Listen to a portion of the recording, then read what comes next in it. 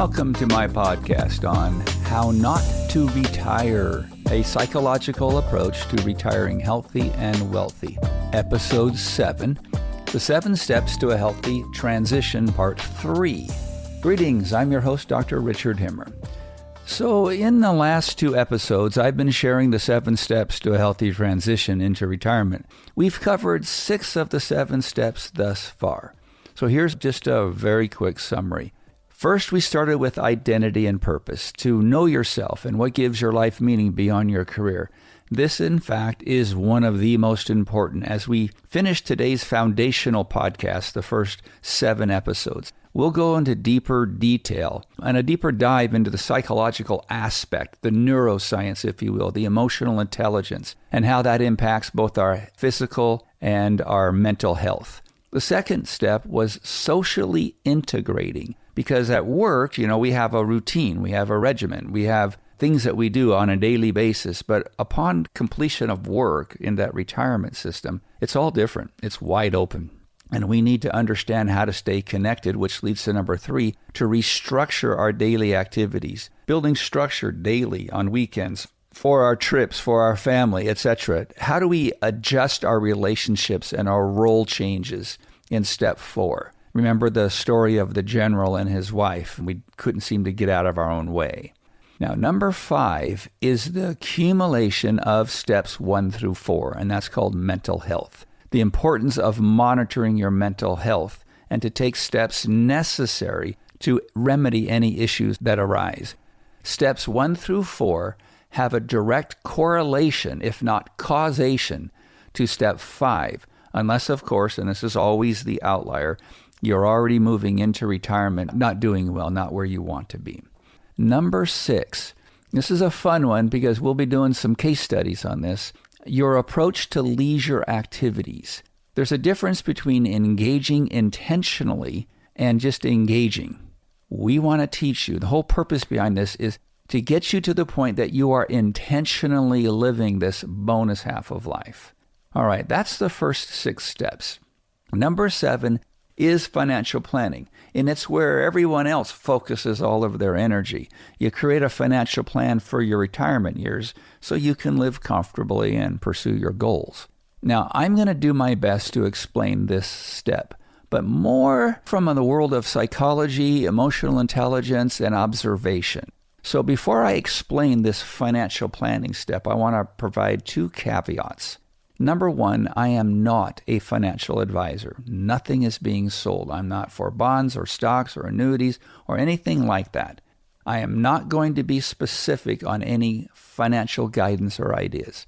And number 2, my approach to finances is focused on the wealth side, having enough time, relationships, hobbies, etc., to live well. Money is part of the wealth process. It's just a tool. It's an object, a commodity. Once your basic needs are met financially, hopefully through competent financial planning advice, then my conversation applies. Remember, money can expand opportunities. It can buy wealth if properly leveraged. But in and of itself, money cannot. It is not the end goal. My recommendation, this is to any financial advisor or anyone looking for a financial advisor, put more emphasis on the quality of life than on the rate of return, and you will find things will go a lot smoother. We're overly focused on the rate of return to the point of that we're kind of living symptoms of the law of scarcity. All right, let's dive into number 7, finances. Some time ago, Brian and I, my partner Brian Evans and I, were developing a book idea on the psychology of money and wealth. Well, in this brainstorming session that we had, we kind of laid out an idea of where we wanted to go. Now, fast forward about 4 to 6 months later, and we were in another brainstorming session, but we invited our wives. And the question was asked, who's our audience? This led us to realize that we weren't competing with most mainstream financial firms. So let me just throw out a couple you've probably heard before, like Dave Ramsey or Charles Schwab, Morgan Stanley, or Rick Edelman, or Fisher Investments. Not to mention the myriad of smaller organizations that permeate the radio airwaves, webinars, and dinner seminars. For the most part, those I mentioned focus heavily on money management, investments, insurance products, and numeric details. Instead, our approach was rather unique, more about the inner psychology behind attitudes towards wealth and how to cultivate it holistically in one's life. We named this overall concept Money University, or Money U. We're reframing wealth, not just as dollars in a bank account, but as having enough time, relationships, purpose, hobbies, and, of course, money to live by. The traditional financial planning industry doesn't address many of those deeper components, so we found a wide, open playing field to contribute our insights. Our eventual book and this podcast aim to cover that gap, complementing, not competing with, but complementing normal financial advice. Within the construct of Money U, we discovered there are 5 levels of financial knowledge and professional advice that's out there in the open market. So I liken it to leaving high school and venturing into the exciting world of going to the university. The goal is to earn a bachelor's degree when you go to the university. The process is pretty straightforward. One starts out as a freshman, takes core classes, which are typically categorized with the numbers in the 100s. For example, my freshman year was English 101, History 101, etc. With enough accumulated credits, one becomes a sophomore and takes classes in the 200s, Econ 201, etc. And so the process continues through the 301 and 401 levels. When one graduates, they can take upper-level graduate classes such as Psychology 501, etc. And that's moving more into more of a master's degree type idea. In our model that I'm going to share with you in just a minute, we run the spectrum from Finance 101 through Finance 501. It's just that when we get to 501, it's such a small percentage of society that it doesn't really apply. But that'll make sense here in just a second. So here's a summary of Money U. As you listen, you'll probably pick up the bullet points of where you've been, where you are, and hopefully where you want to be. Each level builds on the previous and is a prerequisite, just like in college. All right, we're going to start in the freshman year with Finance 101. It goes along with some basic skills that hopefully the high school seniors learned from their home environment. We now know today that's not necessarily true, but here's a couple bullet points within Finance 101. I call it getting started. Number 1, spend less than you make. So in parentheses, in my initial notes that I took, how many freshman kids actually know about this skill? Number 2, this comes from Dave Ramsey. He teaches people this. I know my friends and family members have taken this course. Use envelopes to budget or control spending. In other words, each budget item, let's say it's food or clothing or room and board, is allocated a specific amount that month. When the money's gone, there's no more spending. So there's no credit. You're just using the cash. Some people can do that using just a budget, or what I developed years ago was a spending plan. Every dollar, say I make $1,000 a month, every dollar that month needs to be spent. Instead of calling it a budget, which is kind of a 4-letter word, or it gives people a little bit of anxiety. If you understand that you are going to spend $1,000 a month, so maybe the first 10% you're going to spend on your savings or maybe a tithing, and then you've got your groceries, and then you've got your rent. But when all's said and done, every dollar gets allocated. That's why it's a spending plan. You will be spending it, but some of it will be on savings, and some of it might be on just basic needs. The third bullet here is to get on the same page as your spouse. When one partner's a saver and the other's a spender, Amazon trucks become triggers to the saver. Because what happens is when you come in with the mindset that I'm just going to spend money and I don't need to worry about it, and the other's a saver, so you've got these different abundance type mentalities, you're going to have a lot of marital discord. And then the next bullet point is lessons within the Finance 101. And a couple ideas that are really important before we move to 201 is to learn how to save money. So for example, to get a certain nest egg in your bank account, pay off all your debt, perhaps except a primary mortgage or student loans. And you can use what's called the snowball effect. Anyone who's at a higher level will understand the snowball technique. Another one is to save 3 to 6 months of living expenses that are liquid in case of emergencies. And this is a big one, and lots of people don't realize how important this is. Learn to pay yourself first. of that $1,000 I'm earning per month, it's important that I learn to allocate the first X percent, maybe it's 10%, maybe it's 15%, immediately to me, to my family, to my future, to my children's college fund, whatever it might be. So those are all the basics of Finance 101.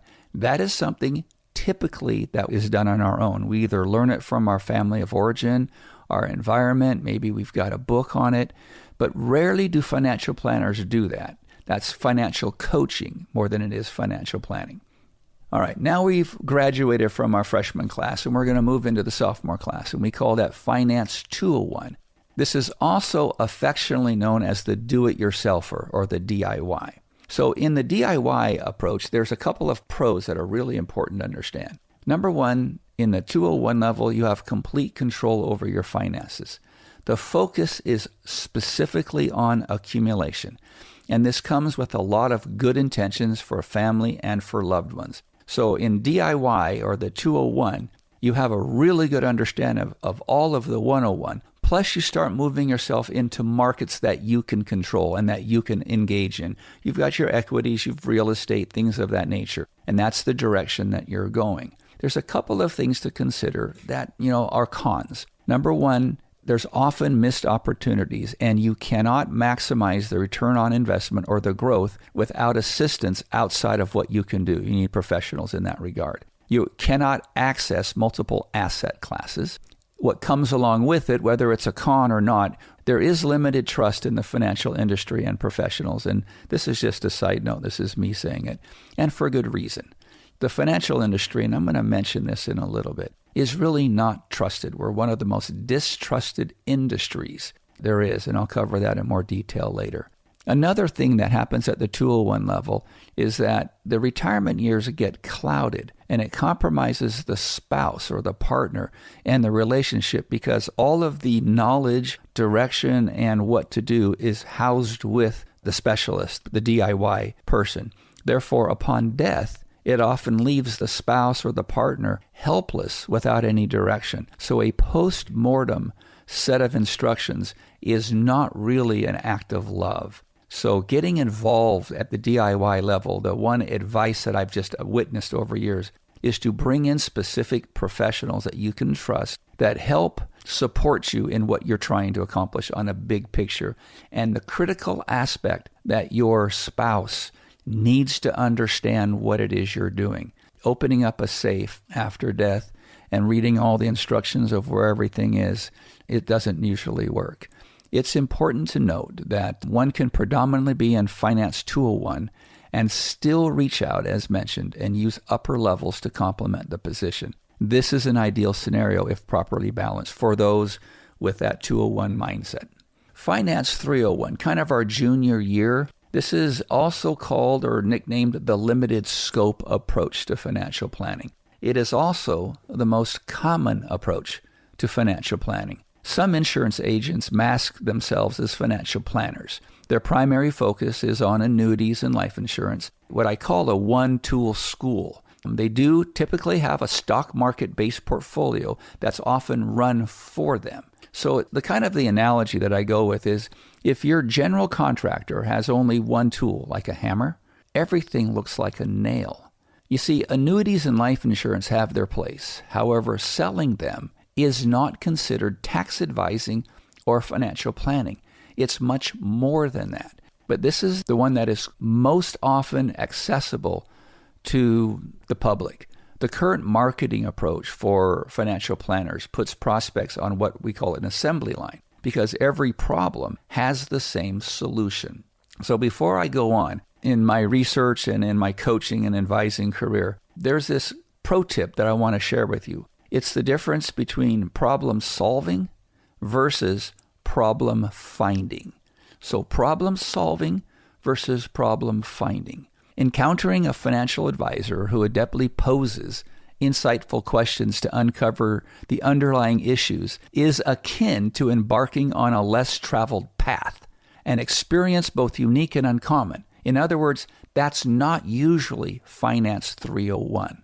The ability to discern and address problems showcases a blend of confidence and expertise that distinguishes them between mere problem solving, which is what most people do, and the art of problem finding. In my experience, when I'm coaching financial planning firms, the advisors themselves view themselves as problem solvers.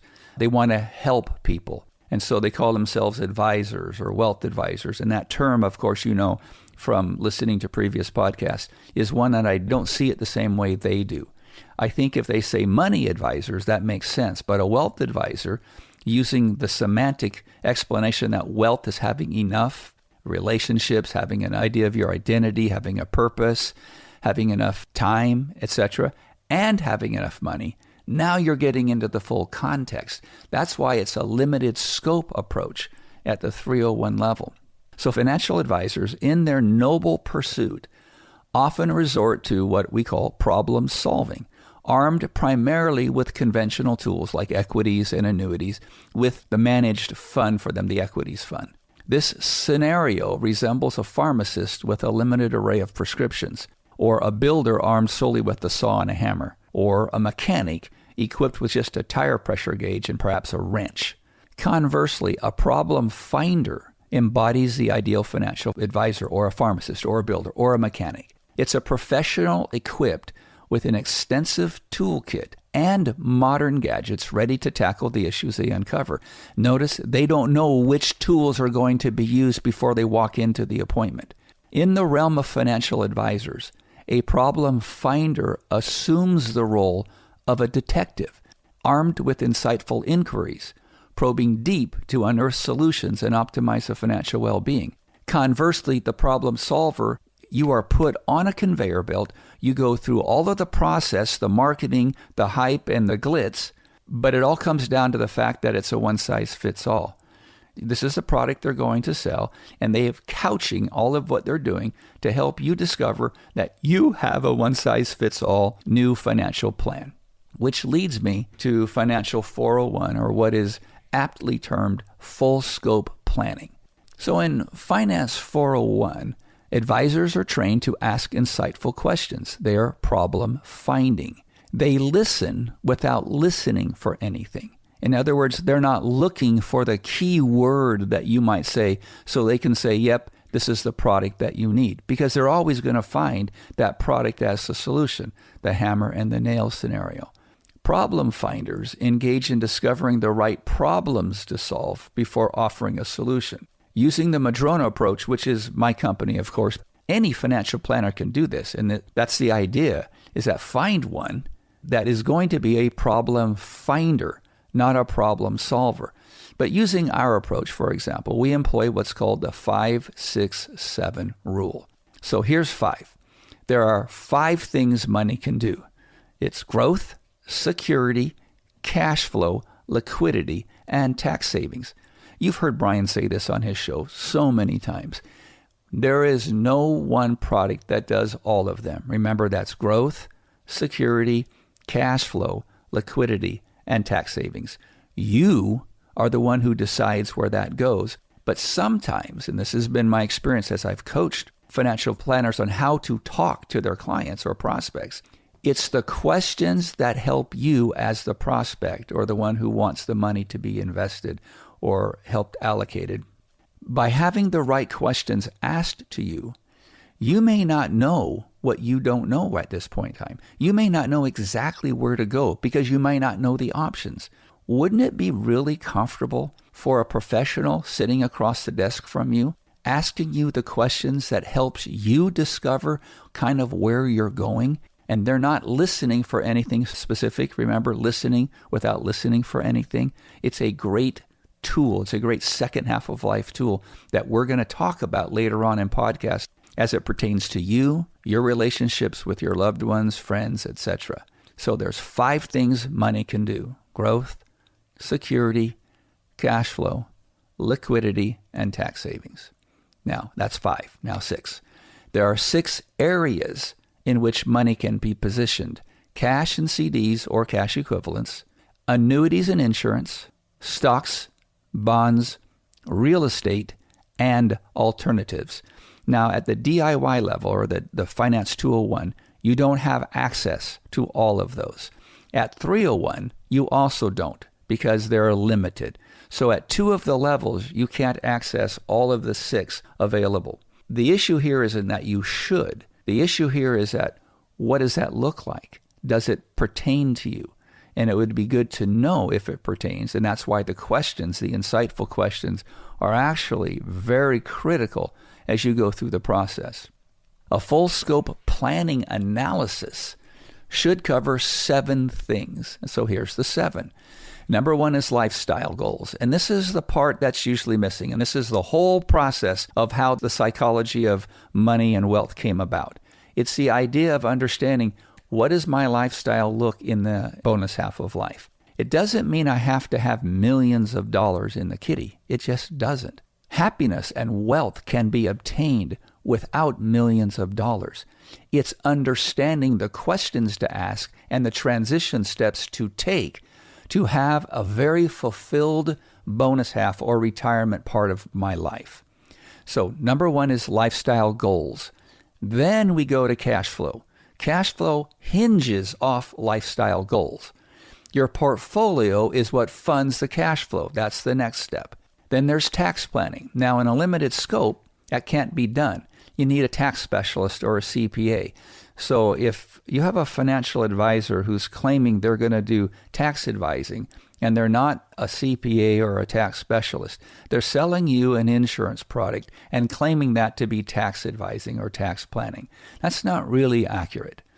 The next step is protection. You've got multiple areas of protection, which include your identity, for example, your health, things of that nature.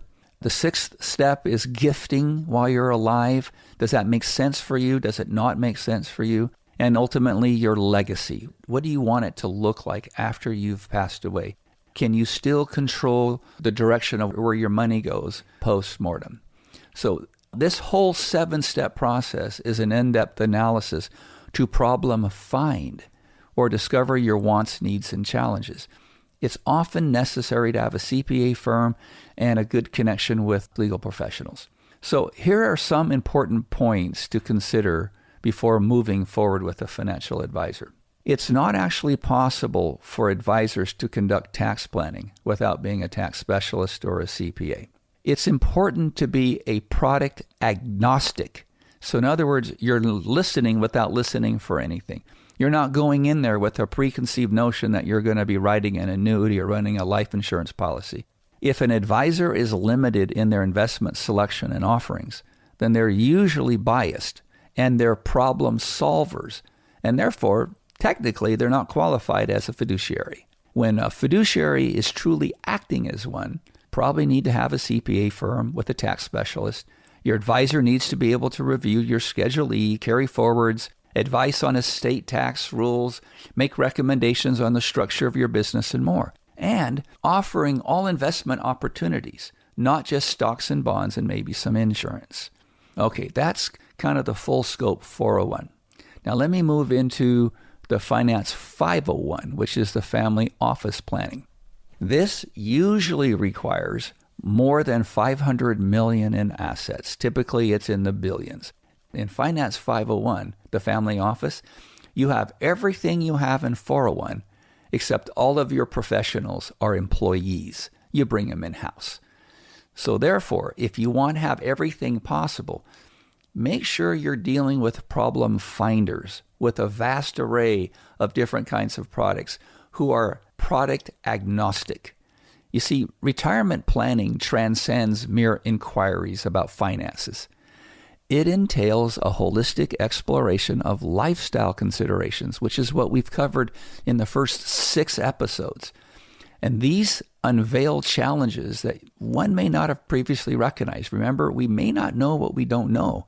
Therefore, having good questions asked of us helps us, if I'm the prospect, if I'm the one who wants assistance from a professional, having really healthy questions, insightful questions.